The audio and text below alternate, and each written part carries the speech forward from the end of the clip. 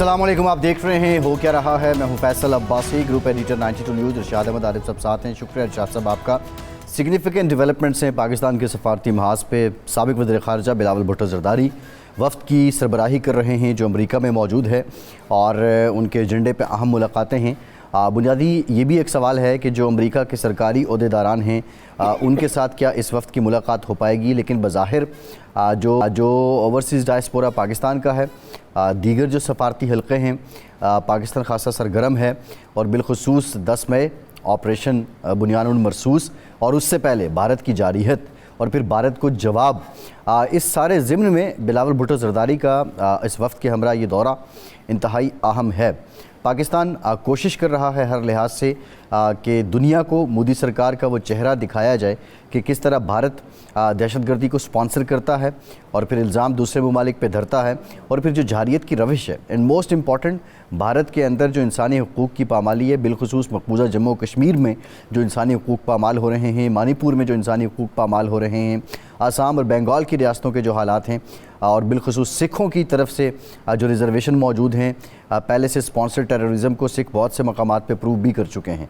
इस ज़मीन में क्या कोई बड़ी डेवलपमेंट होगी? पाक अमेरिका ताल्लुकात को देखते हुए अमेरिका ने बज़ाहिर तो अपनी पोजीशन को न्यूट्रल किया है।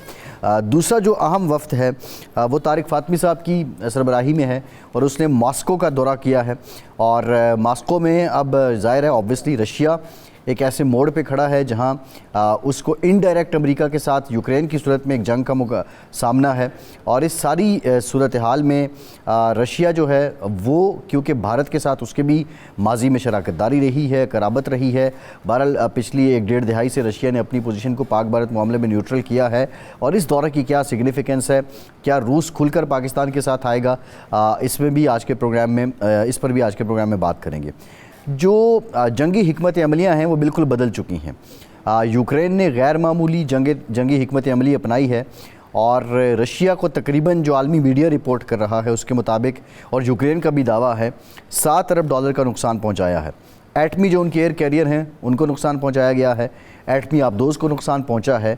ऐसे में अब बुनियादी सवाल ये है कि क्या रूस अब जंगबंदी की तरफ आए या ये मामला मज़ीद बढ़ेगा, और क्या यूरोप को भी, और जिस तरह बरतानिया ख़दशात का इज़हार कर रहा है कि उन्हें रशिया से ख़तरा है, क्या ऐसा भी कोई सूरत हाल बन रही है? पाकिस्तान के लिए सूरत हाल फिजिबल है, लेकिन भारत के अंदर जो हालात हैं, बिलखसूस जो उनके डिफेंस चीफ़ हैं अनिल चौहान, उनके एतराफ़ के बाद उनके एयर चीफ़ ने एतराफ़ किया कि भारत आज तक कोई दिफाई मनसूबा मुकम्मल नहीं कर सका है। उसके बाद ना सिर्फ कांग्रेस जो अपोजिशन की जमात है और दीगर जमातें हैं वो सवाल उठा रही हैं, बीजेपी के लोग भी राफेल गिरने और मोदी सरकार की हिकमत अमली पर सवाल उठा रहे हैं। बहुत टफ टाइम है इस वक्त नरेंद्र मोदी के लिए, लेकिन ये 10 मई के बाद और 10 मई के दौरान जो 16 घंटे थे, ये हालात कैसे बदले हैं, इस पर मुशाहिद हुसैन सैयद साहब ने एक पेपर भी लिखा है जिसका टाइटल भी ये है कि 16 hours that reshaped south Asia. इस पर भी बात करेंगे और ऑब्वियसली उनकी एक्सपर्टीज़ हैं, बिलखुसूस वो मशरिक़ से उभरते हुए सूरज की हमेशा बात करते रहे हैं, हमें प्रोग्राम में भी ज्वाइन कर रहे हैं, किसी तारुफ के मोहताज नहीं है। मुशाहिद हुसैन सैयद साहब बहुत शुक्रिया आपका, आपकी तरफ आएंगे, लेकिन इरशाद साहब मोस्ट इंपॉर्टेंट मैं चाहूँगा पहले ये जो बिलावल साहब की क़यादत में वफ़द है और फिर तारिक फ़ातमी साहब की क़यादत में वफ़द है, हमारे वफ़द ऐसे वक्त में जा रहे हैं बिलखुसूस अमेरिका में जब भारत अपने वफ़द भेज चुका है, उनके वफ़द वापस आ चुके हैं, उनके सेक्रेटरी ख़ारजा विक्रम मिस्री भी वहाँ का दौरा कर चुके हैं। तो पाकिस्तान के पास अब सारा लाइन ऑफ एक्शन क्लियर है, एक्टिव भी, प्रोएक्टिव भी और रिएक्टिव भी।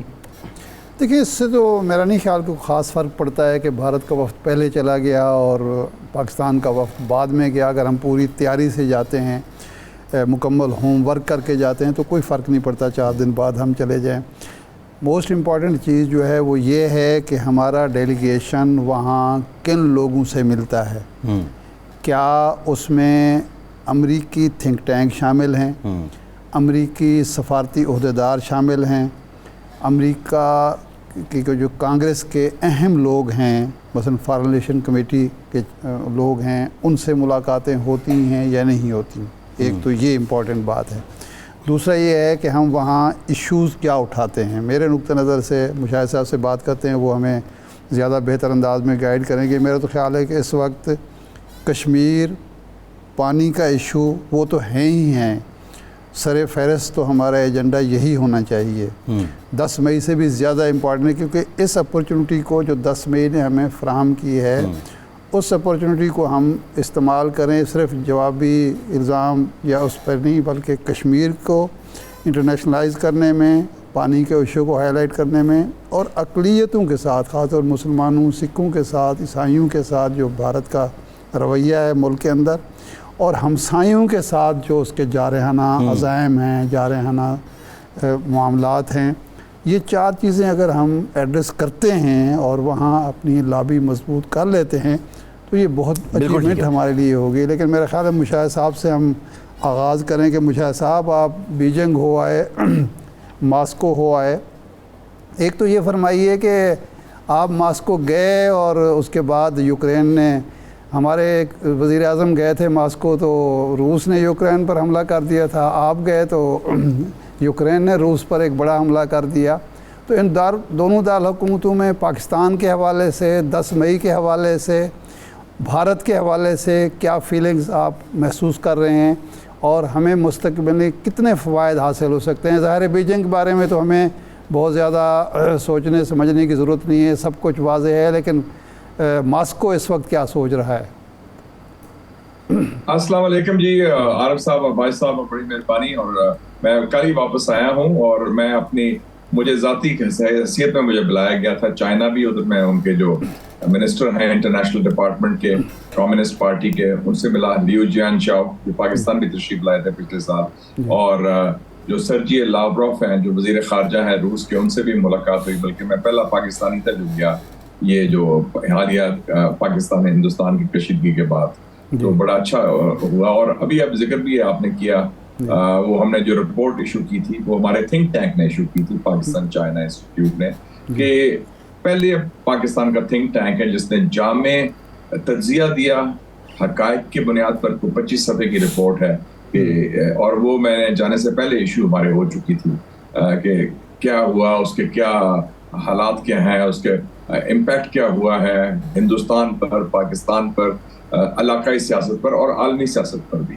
तो वो बड़ी वेल रिसीव्ड हुई। और मैं आपसे एग्री करता हूँ कि आपने जो कहा ना भी डेलीगेशन का जाना, सिर्फ मेरा ये होगा कि हिंदुस्तान ने 60 लोग भेजे हैं 33 ममालिक, हमने 10 लोग भेजे हैं एक मुल्क, मतलब यूनाइटेड नेशंस। हमने अभी तक तो अमेरिका पर फोकस है, हालांकि इस वक्त मेरे ख्याल में जैसे इंडोनेशिया है जनूब मशरकी एशिया में, ब्राज़ील है लातीनी अमेरिका में, साउथ अफ्रीका और नाइजीरिया है अफ्रीका में, तो ये, और ये वस्ती एशिया के ममालिक भी हैं, ताशकंद वगैरह। तो ये जो भारी भरकम वफ्द एक ही जगह जाने के बजाय अगर स्प्लिट कर लेते, 2-2, 3-3 लोग, कोई उधर जा रहा है, उधर जा रहा है, तो मेरे ख्याल में उसके ज्यादा मुफीद होता और ज्यादा मुस्बत नताइज होते हैं। पर लेकिन डेलीगेशन भेजना जरूरी था, जरूरी है। और ये जो अब 70% जो जंग है वो नैरेटिव्स की है, मीडिया की है, सफारतकारी की है, थिंक टैंक्स की है, बयानिया की है,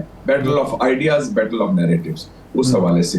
तो जहां तक आप पहले चीन की बात कर लेते हैं, चाइना में बड़ी खुशियां मनाई जा रही हैं। अगर हमने इत्मीनान किया कि हमने भारतीय जारियत का मुकाबला किया है और वो हराया है और शिकस्त दी है हिंदुस्तान को, तो उस फतह में चाइनीज अवाम, चीनी लोग हमारे साथ बराबर शामिल हैं, क्योंकि उनकी टेक्नोलॉजी का भी रोल था, उनके जहाजों का भी रोल था, JF-17 थंडर और J-10C।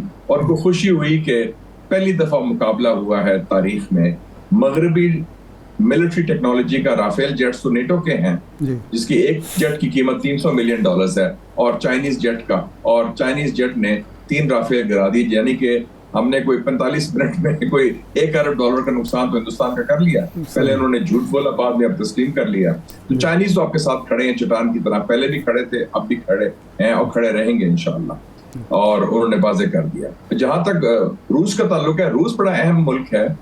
रूस में पहली दफा मैंने देखा है कि थोड़ा सा कुछ उनको जरा मायूसी हो रही है हिंदुस्तान से। अच्छा, और वो समझते हैं इतनी इन्वेस्टमेंट की हमने, इतना लगाया, कई दहाइयों के ताल्लुकात हैं, तो ये हिंदुस्तान जो मोदी सरकार के तहत वो अमेरिका की और मगरब की गोदी में जा बैठा है, और जो चीन दुश्मन पॉलिसी है एशिया में, उसका दूसरा हिस्सा वही लोगों की पॉलिसी। तो रूस दुश्मन भी है यूरोप में, तो वो समझते हैं कि कहते हैं जी, मसलन लावरोव ने ये भी कहा, जो उनके वजीर खारजा है, कि हमने हिंदुस्तान के दोस्तों से बात की थी कि आप ज्वाइन करें क्वाड, जो उन्होंने एक अलायंस बनाया है अमेरिका ने, ऑस्ट्रेलिया और जापान के साथ मिलके, अमेरिका और इंडिया ने। तो उसमें तो इंडिया ने उनको तसल्ली दी कि नहीं जी, हम सिर्फ तजारत के लिए कर रहे हैं, इक़्तिसादी ताल्लुकात के लिए कर रहे हैं, इसका फौजी कोई पहलू नहीं। कहते लेकिन बाद में हमें पता चला कि वो तो फौजी एक्सरसाइजेस हो रहे हैं, नेवल एक्सरसाइजेस हो रहे हैं, तो उसमें फौजी आंसर भी है। तो वो एक पब्लिकली उसने मायूसी का इजहार किया। और मैं बताता चलूं कि उस कॉन्फ्रेंस में जहां मैं था, मैं वाहिद पाकिस्तानी था जिसको दावत दी उन्होंने, माशाल्लाह, बाय द वे, पाकिस्तान के लिए बड़ा था। लेकिन हिंदुस्तान के 12 लोग आए हुए थे, 12 ज्यादातर बीजेपी के लोग थे। उनके सामने उसने बात की और उसने ये भी कहा कि जी, मैं उम्मीद रखता हूँ कि इंडिया मगरब के ईमा पर चीन के खिलाफ कोई मुहाज में शामिल नहीं होगा, और ये जो इंडो पैसिफिक स्ट्रेटजी है, क्वाड है, इस टाइप की बातें। तो ये मैं समझता हूँ कि हमारे लिए एक नादर मौका है। और मैंने तो उनका शुक्रिया अदा किया लावरोव साहब का, कि जी आपने एक मुस्बत गैर-जानबदारी का, पॉजिटिव न्यूट्रलिटी का आपने जो रवैया अख्तियार किया। आपने हिंदुस्तान का साथ नहीं दिया, हिंदुस्तान ने जो झूठ बोला उसमें आपने उसकी तायद नहीं की, हालांकि आपके इतने ताल्लुकात थे। आपने अच्छा किरदार अदा किया अमन के लिए, तो हम आपके बड़े ममनून हैं और हम चाहते हैं ताल्लुकात और बढ़े।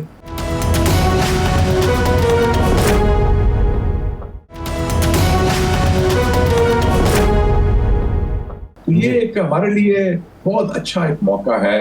रूस हो, इस खित्ते में हो, पाकिस्तान की पजीराई हो रही है, और जो छोटे ममालिक के लोग मिले, नेपाल, बांग्लादेश, श्रीलंका, वो तो छाला मार रहे थे कि जी पाकिस्तान ने कमाल कर दिया, क्योंकि हिंदुस्तान तो बुली है, और हिंदुस्तान की बालादस्ती का अगर एक मुल्क ने मुकाबला किया तो वो हमारे साथ शरीक हैं इस सिचुएशन में।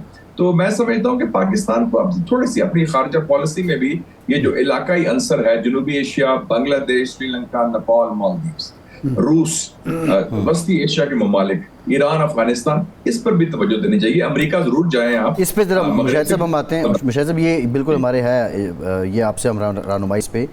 तारिक फातमी साहब अब मॉस्को में हैं। अब ज़ाहिर आपने बताया कि रूस का जो सेंटिमेंट है पाकिस्तान के बारे में वो बड़ा पॉजिटिव है एज़ कम्पेयर टू इंडिया। तो फातमी साहब के एजेंडे में आप क्या समझते हैं, क्या है, और आपकी सजेशन क्या है कि उन्हें करना क्या चाहिए?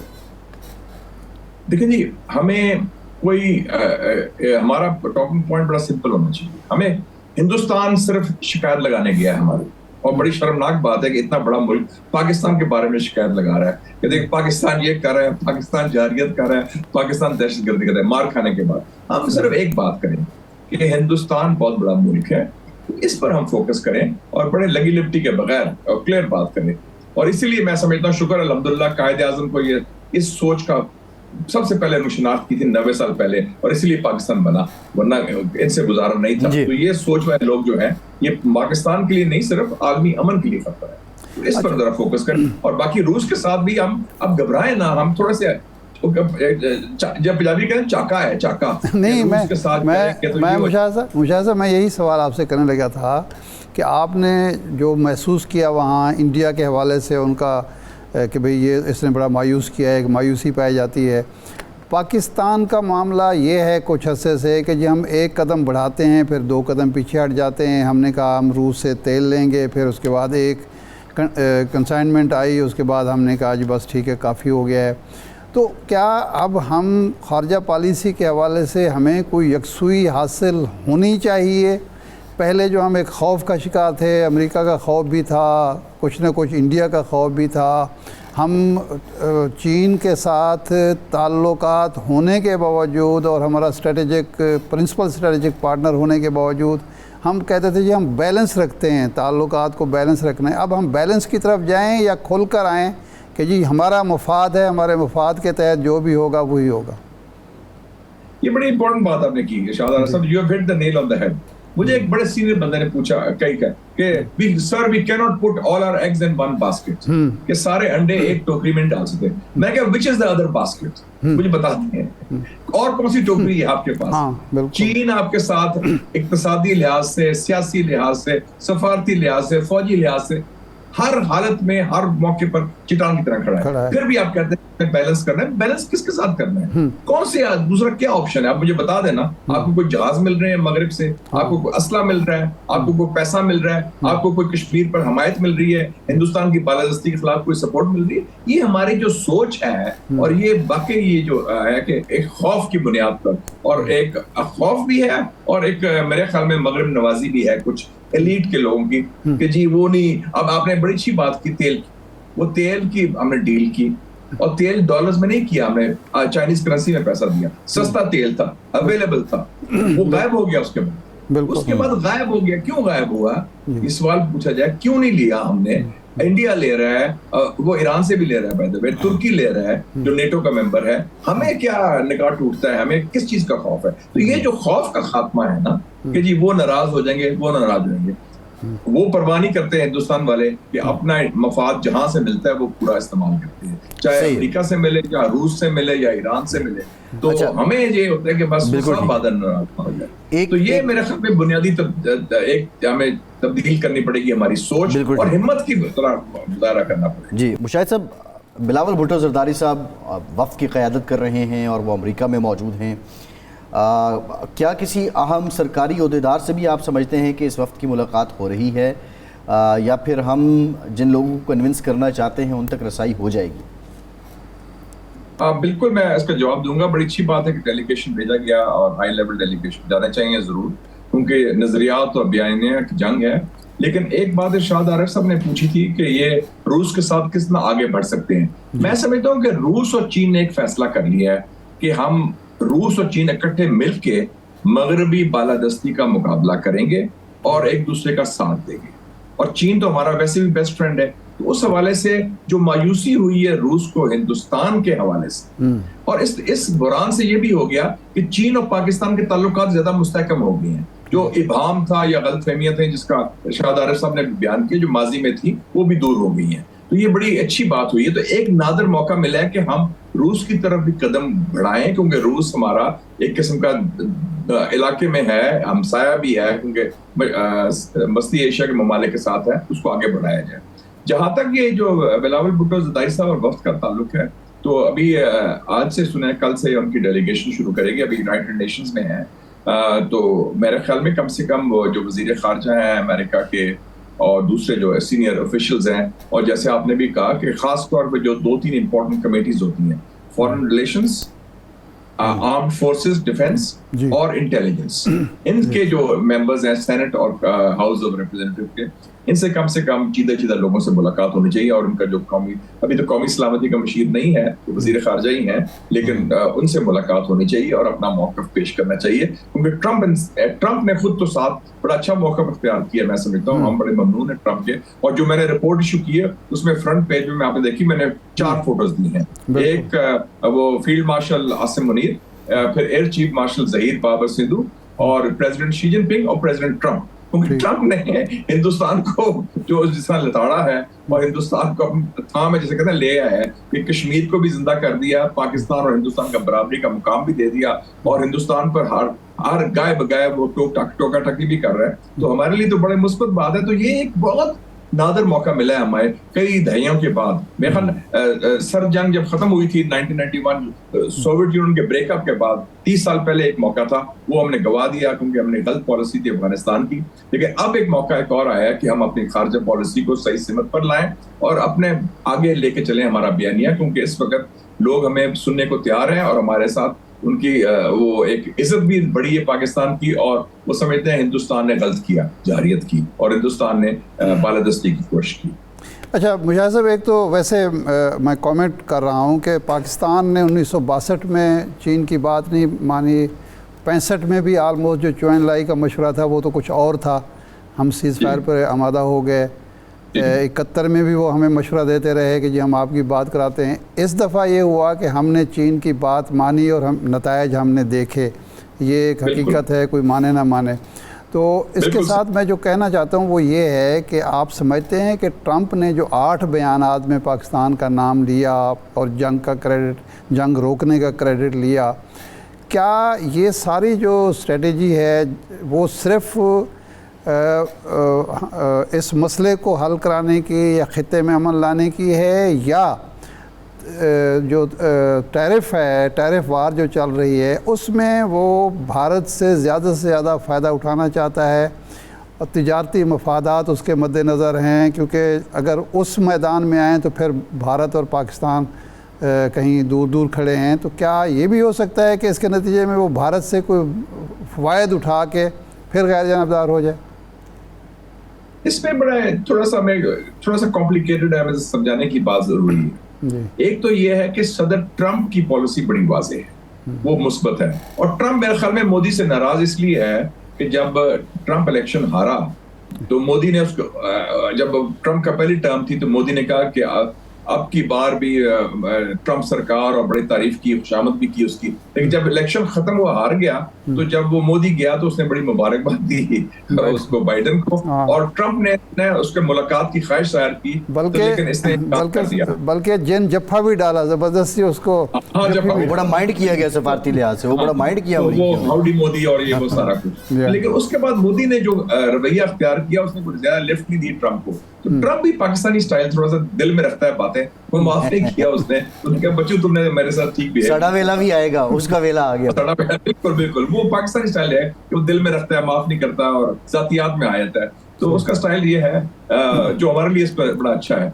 लेकिन जो अमेरिकन सिस्टम है इरशाद साहब, वो बहुत प्रो इंडियन है।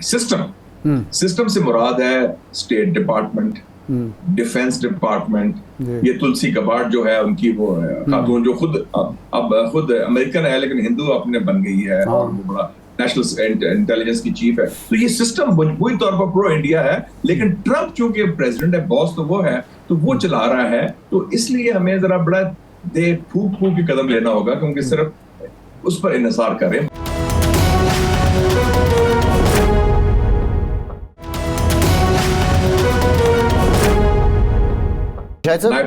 जी, ये जो आप बात कर रहे हैं प्रो इंडिया वाली, लेकिन अब की बार हम ये देख रहे हैं जो सेक्रेटरी खारजा हैं भारत के विक्रम मिस्री, इनकी अमेरिकी डिप्टी सेक्रेटरी खारजा से मुलाकात होती है, और अमेरिकी जो डिप्टी सेक्रेटरी खारजा हैं वो कहते हैं जी हमारी शराकत दारी है, लेकिन वो पॉइंट आउट करते हैं ह्यूमन राइट्स को भी, वो पॉइंट आउट करते हैं डेमोक्रेसी को भी, और वो पॉइंट आउट करते हैं इश्तिहार और जारियत को भी। तो क्या ये एक अलहदा से डेमोक्रेटिक लेवल पे भारत को एक कोल्ड शोल्डर है, और वो बता रहे हैं कि ये जिस रिवायत भी रही है अमेरिका की, वो इन चीज़ों को हथियार के तौर पे भी इस्तेमाल करता है। तो यानी ये मामलात सीधे करें, भले आप हमारे शराकतदार हैं, लेकिन अपना हाउस सीधा करें। अमेरिकन स्टाइल बड़ा ज़बरदस्त है, सिस्टम है, आपको पता ही है। और मैं चूंकि 4 साल रहा हूँ, वो जो असल बात है उस पर नहीं आते। मसलन एक था अल कैपोन, जो गैंगस्टर था माफिया का, जी जी बिल्कुल, उसने कई बंदे कत्ल किए, तो उसको पकड़ा था कि तुमने टैक्स नहीं दिया। बहाना वो था, असल में मकसद और है। असल में इनको टैरिफ्स पर बहुत तकलीफ है। और दूसरा एक और इशू भी है, इंडिया के मैक्सिको और अल सल्वाडोर के बाद 7.5 लाख इलीगल माइग्रेंट्स अमेरिका में रह रहे हैं। 7.5 लाख। हम इंडिया की बात करते हैं ना, इंडिया शाइनिंग, ये प्रोपेगेंडा और है। इंडिया में 45% यूथ अनएम्प्लॉयमेंट है, गुर्बत बहुत ज्यादा है। वो अमीर लोग सिर्फ, जो बाकी बहुत बुरा हाल है उनका मईशत का, ऐसी आवाम की बात करो तो वो सारी चीजें मजबूरी तौर पर। और दूसरा एक और चीज भी है, ट्रंप जो है वो रवायती हलीफ नहीं समझता है, ना यूरोपियंस को, ना नेटो को, ना इंडिया को। जैसे बाइडेन चाहता था ना इनको मिला के चीन, वो चाइना से अल्टीमेटली उसे डील करनी है। उनको पता है कि चीन के साथ हमारे उसके बगैर गुजारा नहीं। तो उसने कहा कि इन हलीफों को क्या वक्त जाया करें, ये खांदी चटियां ने, जिसका पंजाबी कहते हैं, और पैसा लेते हैं हमसे, हथियार लेते हैं, हम उनसे अगर डील कर लें, अगर हम पुतिन से डील कर लें तो फिर लड़ाई क्या बात है, नेटो की क्या जरूरत है। चीन से डील कर लें तो क्या जरूरत है ये क्वाड की, जापान, हिंदुस्तान, साउथ कोरिया वगैरह की। तो उसकी अप्रोच जरा मुख्तलिफ भी है। वो कोल्ड वॉर में यकीन नहीं रखता, वो सर्द जंग, और वो रवायती जो अमेरिकन एस्टेब्लिशमेंट सिक्योरिटी, उसका नुमाइंदा नहीं है। तो उसकी सोच भी जरा मुख्तलिफ है, और टेक्निकल भी है, टैरिफ्स का इशू भी है,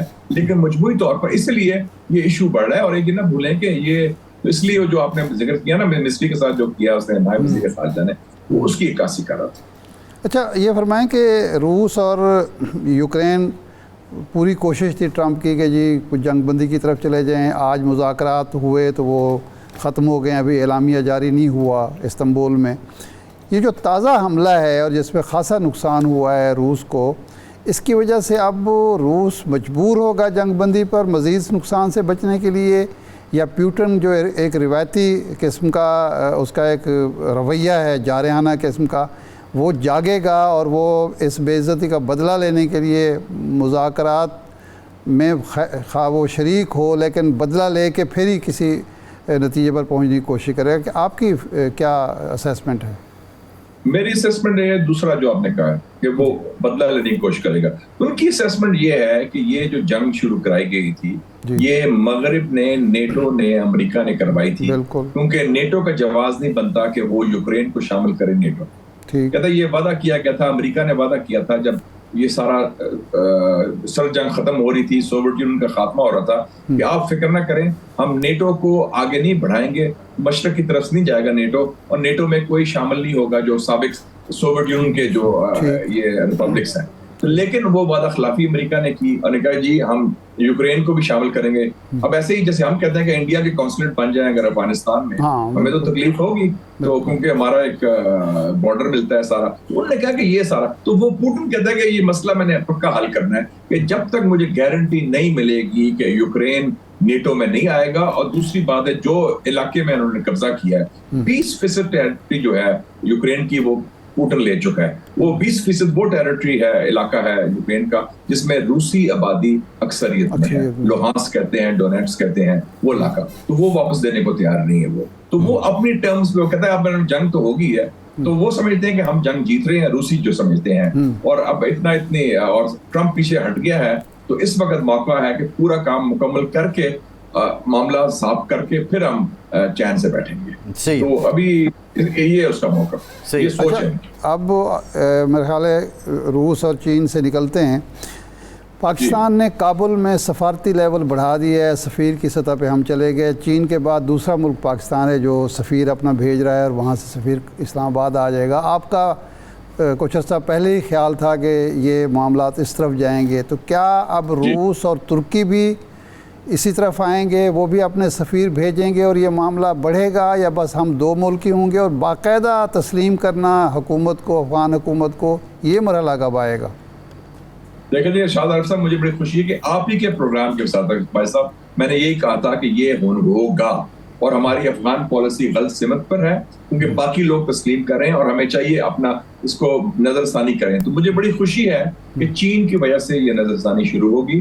जो मीटिंग हुई डार साहब की और मुल्ला मुत्तकी की और वांग जी की बीजिंग में, उसमें चाइना देखेंगे एक पुल का किरदार अदा कर रहा है, चाहे ईरान हो या सऊदी अरेबिया हो, उनकी सुलह कराई। फिर पिछले साल 14 फलस्तीनी जो ग्रोह थे जंग आज़ादी वाले, उनको इकट्ठा किया बीजिंग में, और अब पाकिस्तान और अफगानिस्तान में पुल का किरदार अदा कर रहे हैं। और ये भी फैसला हो गया है कि सीपैक को हम बढ़ाएंगे, अफगानिस्तान शामिल होगा। ये बहुत मुस्बत बात है। इसके बाद आप देखेंगे रूस, तुर्की, ईरान, यूएई, ये सारी लाइन लग जाएगी, कतर भी।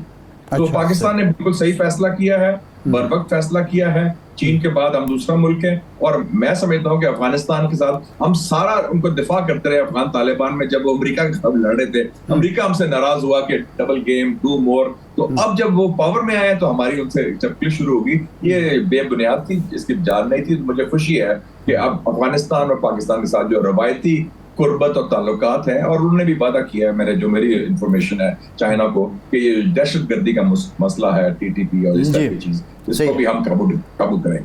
अच्छा मुशाहिद साहब, वज़ीर-ए-आज़म पाकिस्तान ईरान के दौरे पे गए, बड़ा ज़बरदस्त दौरा रहा हर लिहाज से। एक जो बात हुई कि जो तिजारती हजम है दोनों मुल्कों के बीच, उसको 10 अरब डॉलर तक लेकर जाएंगे। क्या पाक ईरान गैस पाइपलाइन पे कोई पेशरफ्त होगी, या दीगर शोबों में इतना पोटेंशियल मौजूद है कि हमारा वॉल्यूम इतना हो जाए? मैं समझता हूँ दोनों ट्रैक चलने चाहिए। अब बाय द वे ईरान और अमेरिका में भी मुस्बत पेशरफ्त हुई है डील के ऊपर। हालांकि इजराइल मुखाफिल कर रहा है और कर रहे हैं। ट्रंप चाहता है कि ईरान के साथ डील हो जाए। अगर वो डील हो जाए तो फिर तो रास्ता खुल जाएगा, सैंक्शन निकल जाएंगे। लेकिन हमें भी चाहिए, देखें ना, जब 3 साल सैंक्शन नहीं थे ओबामा के जमाने में, हमने पाइपलाइन पर कोई काम नहीं किया। पाइपलाइन बन जाए, आपको 40% कम प्राइस में आपको तवानाई मिलेगी, तो आपको तो बड़ा फायदा है पाकिस्तान को। हमारी इक़्तिसादी तरक्की भी होगी, ईरान से कुर्बत भी होगी, और ईरान हमारा नेचुरल एलाय है। और मैं समझता हूँ कि ये बड़ा एक मौका ही है। जैसे रूस की बात करता हूँ, 2 ममालिक के बारे में हमारे सिस्टम में चाका रहा है, एक ईरान और एक रूस। और वो चाके की वजह ये है कि वो अमेरिका ये ना करे, फलाना ना ये करे, बहाने बाकी बनाते हैं, लेकिन एक्चुअल खौफ है। तो मैं समझता हूँ कि ये बहुत अच्छा विजिट था प्राइम मिनिस्टर का, बड़ा अच्छा। उसमें अच्छी बात है कि फील्ड मार्शल आसिम मुनीर भी गए और उन्होंने भी बात की और रैबर से मुलाकात भी हुई, और ईरान की तरफ से भी। और रैबर जो है वो बहुत प्रो पाकिस्तान है। वो उनको याद है जो दौरा उन्होंने किया था जनरल ज़िया-उल-हक के ज़माने में 1986 में, जब वो सदर थे ईरान के, और उस दौरे में जनरल ज़िया-उल-हक ने, सदर पाकिस्तान ने, उसको बहुत उनका इस्तकबाल किया था। हालांकि उसको अफगान जिहाद भी था, ईरान इराक जंग भी थी, लेकिन पाकिस्तान ने दलेराना फैसला किया था। मैं कहूँगा, मैं क्रेडिट देता हूँ प्रेसिडेंट ज़िया-उल-हक को कि उन्होंने बुला के उस वक्त ईरान को बताया। और मुझे याद है मेरी जनरल साहब से बात भी हुई थी, उन्होंने कहा हमें अमेरिका ने काफी दबाव डाला था कि आप इनके साथ ये करें वो करें, कहते हम ईरान के साथ बरादराना ताल्लुकात चाहते हैं और इन ताल्लुकात को हम आगे बढ़ाएंगे, हम अफोर्ड ही नहीं कर सकते कि ईरान के साथ हमारे ताल्लुकात खराब हों। ये उस वक्त की सोच थी, 40 साल पहले ऑलमोस्ट की बात कर रहा हूँ। तो हमें बड़ा वाज़ेह होना चाहिए कि हमारा मफादात इस खित्ते में है और इस खित्ते के हवाले से पाकिस्तान आगे बढ़ सकता है। बाकी सबसे है मगरब ममालिक भी हैं, अमेरिका भी है, लेकिन जो बुनियादी कोर इंटरेस्ट हैं वो China, Iran, Afghanistan, central Asia, Russia, ये ममालिक हैं, इनको फोकस करें। और जनूबी एशिया के छोटे ममालिक, बांग्लादेश, श्रीलंका, नेपाल, मालदीव्स, इस पर फोकस करें ताकि इंडिया भी आइसोलेट हो। इस पर इंडिया आइसोलेटेड है इसको।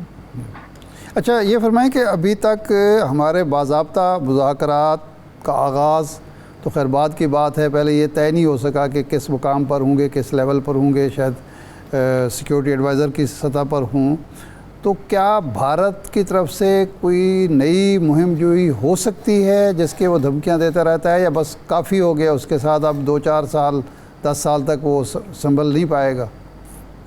मेरे ख्याल में जो भारत को पैंटी मिली है हमारी तरफ से और अक्सर जवाबी कार्रवाई की है, वो एक सबक तो सिखा दिया हमने। लेकिन भारत बाज नहीं आएगा, गंद करेगा, जंग नहीं करेगा, गंद करेगा। गंद से क्या मुराद है मेरी? मैं कहता हूं उनकी 3D स्ट्रेटजी है जो मेरी रिपोर्ट में आई है। डीमनाइज पाकिस्तान, पाकिस्तान को बदनाम करो। डैमेज पाकिस्तान, पाकिस्तान को नुकसान करो। फाटफ जाओ, IMF जाओ और डिस्टेबलाइज पाकिस्तान, पाकिस्तान को अदम इस्तेकाम करो। TTP, BLA, अलहदगी पसंदी, इस किस्म की चीजें, तो वो अपना गंद जारी रखेगा। उसलिए हमें तैयारी करनी चाहिए, मौसर किस्म की काउंटर टेरर स्ट्रेटजी हो और मीडिया के हवाले से भी हो, और वो मीडिया कैंपेन भी करेगा। और देखे ना, वो IMF पहुंच गए, वो फाटफ पहुंच रहे हैं, उनका क्या ताल्लुक है इससे कि भी पाकिस्तान तो इसका मतलब वो नुकसान पहुंचाना चाहते हैं। और ये जो है ना इंडस वाटर, इसमें वो कुछ नहीं कर सकते। ये गिदर रफी है, वो बड़ा क्या सिर्फ, क्योंकि चाइना ने जो वार्निंग दे दी उनको कि अगर आपने ये किया तो आपके साथ भी हो सकता है, तो वो नहीं, वो जरूरत करेंगे। लेकिन गंद करने की कैपेसिटी हिंदुस्तान की है, वो करने की कोशिश करेगा। आप नया फ्रंट बना ले, देखिए पाकिस्तान, चाइना, बांग्लादेश, अगर ये 3 मुल्क इकट्ठे हो जाएं, और बांग्लादेश के मेजर जनरल ने क्या कहा था, उन्होंने कहा था कि अगर हिंदुस्तान खुदा न खास्ता पाकिस्तान पर हमला करता है तो बांग्लादेश को चाहिए कि ये जो नागालैंड, मिजोरम, मणिपुर, त्रिपुरा, मेघालय, असम, इस पर कब्जा कर ले। तो ये सोच भी अब आ रही है हिंदुस्तान के बारे में। तो ये हमने नहीं कहा, ये बांग्लादेश ने कहा। जी बिल्कुल ठीक। आपके लिए तो बड़े साजगार हालात हैं माशाल्लाह, अल्लाह ने बड़ा फजल किया पाकिस्तान। जी बिल्कुल, एग्जैक्टली। मुशाहिद साहब बहुत शुक्रिया, मुशाहिद हुसैन सैयद साहब बहुत शुक्रिया आपके वक्त का। एक ब्रेक के बाद वापस आते हैं, हमारे साथ रहिए।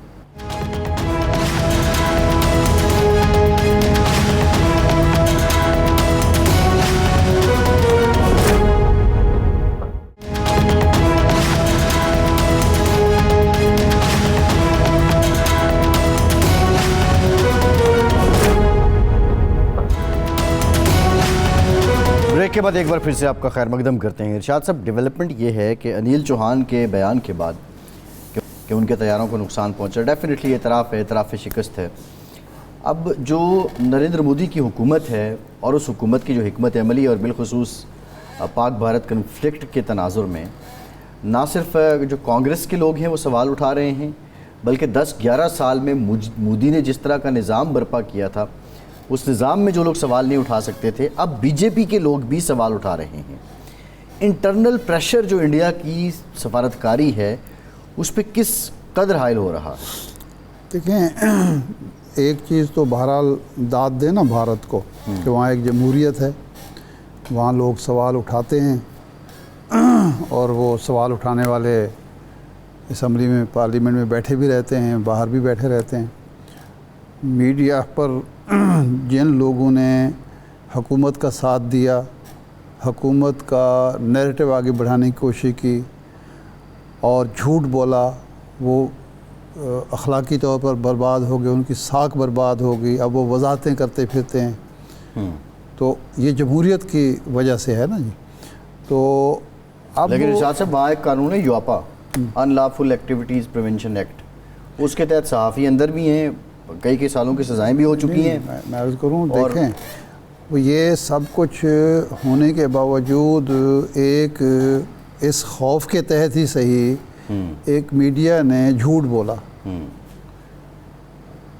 मीडिया ने हुकूमत की, हमारे यहाँ इसको और अंदाज में मैं बयान करता हूँ, हमारे यहाँ जब भी कोई ब्रीफिंग्स होती थी सरकारी हलकों में, ये तवील अरसे की मैं बात कर रहा हूँ, सबसे पहली बात जो हमें मीडिया को कही जाती है, देखें जी इंडिया का मीडिया देखें क्या हुब्बुल वतनी है जी, जो नेशनल नैरेटिव है वही आगे बढ़ाना है, कोई अपनी बात नहीं है जी। वो चंद दो चार अरुंधति राय है या इस तरह की दो चार आवाज़ें हैं, अदरवाइज सारा कश्मीर में जो कुछ हो रहा है कोई मीडिया नहीं बोलता,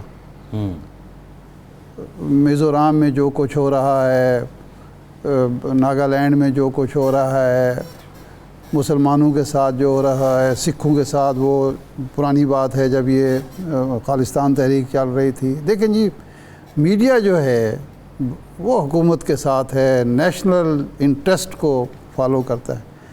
अब इस जंग के दौरान पता चला कि इस तरह का मीडिया जो होता है, जो हर झूठ सच में हुकूमत का साथ देता है या नेशनल इंटरेस्ट के नाम पर जो झूठ बोलता है, उसका अंजाम क्या होता है। ना अपने मुल्क को फ़ायदा पहुंचा सकता है, ना मीडिया अपने आप को फ़ायदा पहुंचाता है, ना कौम की कोई रहनुमाई। आलमी सतह पे अजीमत का बाइस बना है। ठीक है ना जी। उसके मुकाबले में हम जैसे नहीफ आवाज़ें जो थीं, सहाफ़ी ये कहते थे कि हुजूर पाकिस्तान का मीडिया ज़िम्मेदार मीडिया है, पाकिस्तान का मीडिया जो है नेशनल इंटरेस्ट के हवाले से अपनी सोच रखता है और वो किसी की डिक्टेशन पर हुब्बुल वतनी का मुजाहरा नहीं करता अपने। अब समझ आई हमारे लोगों को, हाँ जी ये तो मीडिया बड़ा मुहब्बे वतन है, ये तो बड़ा ज़िम्मेदार मीडिया है, ये तो सच बयान करता है। तो मेरे कहने का मतलब ये है कि वहाँ जो कुछ इस वक्त हो रहा है, ये वो जाल था जो मोदी ने बिछाया और मोदी उसमें जकड़ा गया, फंस गया। उसने यही झूठ बोला ना कि हम सुपीरियर हैं, पाकिस्तान की कोई हैसियत ही नहीं है। जो पाकिस्तान में कोई डेलीगेशन सिखों का या दूसरों का है, वो ये तासुर लेके आते हैं कि वहाँ तो जी जगह जगह बम धमाके हो रहे हैं। अच्छा, सिखों से जगह शायद से याद आया कि करतारपुर में जो लोग ज़ियारत के लिए आते हैं सिख यात्री, उनको वहाँ से बंद किया हुआ आना, इंडिया की तरफ से बंद किया गया। बिल्कुल। और ये बड़ा अफसोसनाक है वैसे। हाँ, तो देखे ना, ये सारा कुछ जो भारत ने किया, तंग नज़री और पाकिस्तान दुश्मनी, मुस्लिम दुश्मनी, सिख दुश्मनी, उसका फ़ायदा नुकसान भी तो भारत उठा रहा है ना। हम यही बात, हमारा मीडिया यही कहता है कि आप जब खुले दिलो दिमाग के साथ, सोचने समझने की आज़ादी के साथ कोई राय कायम करते हैं या राय देते हैं, वो मुफीद होती है रियासत के लिए भी, हुकूमत के लिए भी, कौम के लिए भी, और पॉलिसी साजी भी मुनासिब हो सकती है। अच्छा, अब भारत जो मोदी जो कुछ करता रहा पिछले 12-13 साल में, उसके अब नताइज भुगत रहा है। वो ख़ुद भी भुगत रहा है, उसकी पार्टी भी भुगत रही है और इंडिया को भी भुगतने पड़े। एग्जैक्टली ऐसे ही है। लेकिन इरशाद साहब, जो सवाल अब उठ रहे हैं ना, खुल के जो लोग अब बोल रहे हैं, ये 10-11 साल के बाद बोल रहे हैं, वरना पहले तो निज़ाम ऐसा बना दिया था कि बस वही था और उसका निज़ाम चल रहा था। जो बिलावल साहब हैं अमेरिका में, हमने प्रोग्राम के आगाज़ में भी बात की, ज़ाहिर है पाकिस्तान के बड़े काबिल लोग हैं, वज़ीर ख़ारजा साबिक़ हैं, इसमें 3 वज़ीर ख़ारजा हैं, 2 या 3 सेक्रेटरी ख़ारजा हैं, और बड़ा एक देखा जाए तो काबिल वफ्द है पाकिस्तान का। बिल्कुल, लाशुबह। अब वहाँ पे क्या होना क्या चाहिए अमेरिका में इस वक्त? जो हमारी प्रायोरिटी है, किन किन कमिटीज़ को हमें एड्रेस करना चाहिए, और ये वो जो मैं देखें इब्तिदा में कह भी चुका हूँ कि हमें फोकस अपने दोस्तों पर नहीं करना है। जो हमारे साथ मुत्तफ़िक हैं उनको दोबारा ब्रीफ करने की या उनको दोबारा जो है कायल करने की ज़रूरत नहीं है, वो हमारे साथ हैं। OIC का जो ग्रुप है उसके साथ मीटिंग हो जाए तो कोई कबाहत नहीं है। मुस्लिम सफ़ीरों के साथ या चीन के सफ़ीर के साथ हमें ज़रूरत नहीं है। हमें मिलने की ज़रूरत है जो थिंक टैंक हैं वहाँ के, जिन पर हमेशा असर व नफूज़ रहा है इंडिया का।